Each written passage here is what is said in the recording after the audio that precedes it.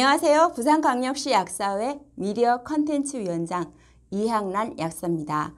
제가 오늘부터 여러분께 생활 밀착형 건강정보 알려드리려고 이렇게 영상에서 인사를 드리게 됐는데요. 오늘 가장 먼저 말씀드릴 건 겨울만 되면 심해지는 피부 가려움증, 과연 왜 그런지, 그리고 우리 생활 습관 속에서 무엇이 잘못됐길래 이런 피부 가려움증은 점점 심해지는지를 알아보고요.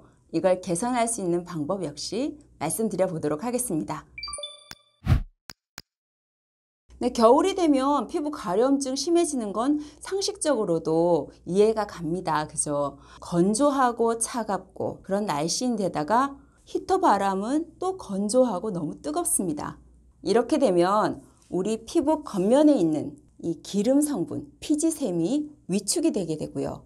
그러면 그 안에 있는 수분을 머금는 능력이 떨어지게 됩니다. 그렇다고 무턱대고 긁게 되면 그나마 남아있던 피부 보호막도 떨어지게 되면서 더 작은 자극에도 더 많이 간지럽게 되는 악순환이 계속됩니다. 그리고 이런 계절적인 요인 외에도요. 이상하게 젊을 땐 안 그랬는데 나이가 드니까 더 가렵더라. 이런 분들 참 많으시죠.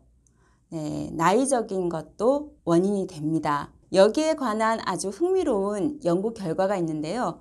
미국 워싱턴 주립대학교 연구팀에서 동물 실험을 했는데 이 실험 결과에 따르면 우리 피부에 주어지는 압력을 감지하는 메르켈 세포가 나이가 들면서 점점 감소를 하게 된다고 합니다.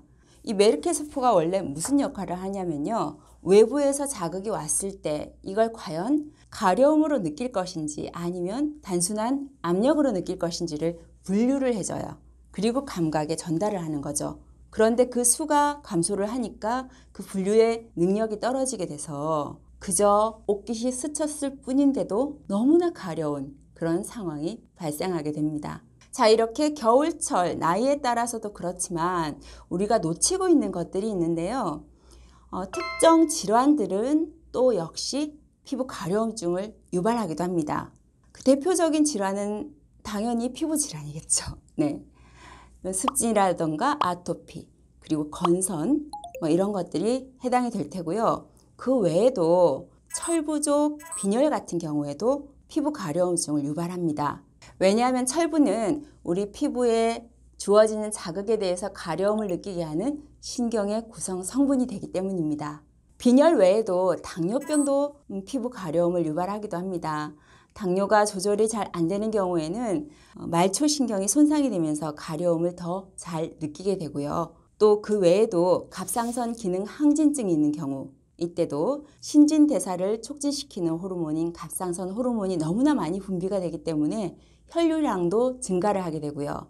그러면 피부 표면 온도가 높아지게 되면서 피부 속 수분이 증발을 하게 되죠. 또 한 가지 신장, 즉 콩팥 기능에 이상이 있는 경우에도 우리 몸속에 노폐물이 많이 쌓이게 되면서 감각 기능에 이상이 와서 가려움증을 더 잘 느낀다고 합니다. 그래서 이런 원인 질환이 있는 경우에는 이 질환들을 같이 치료를 해주면서 피부 가려움증도 함께 다스려 줘야겠죠. 자, 이제 생활 습관으로 한번 가볼게요. 이거 정말 안 지켜지는 것 중에 하나인데요. 우리나라 사람들 목욕 너무 좋아합니다. 그런데 이렇게 목욕을 너무 자주 또 너무 오래 하는 경우가 피부 가려움증을 유발하는 지름길입니다.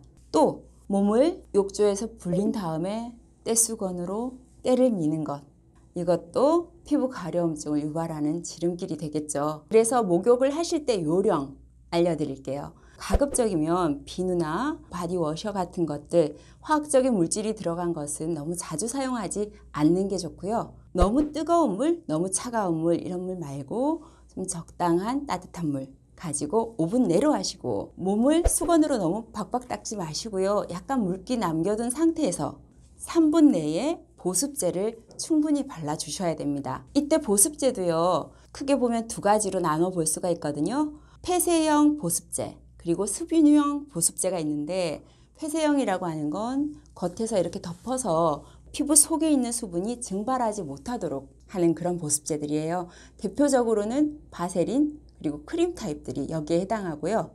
수분형 보습제라고 하는 건 말 그대로 피부 속으로 수분을 넣어주는 역할을 하는 그런 보습제를 말하는데, 제형으로 보면 로션 타입이 여기에 해당합니다.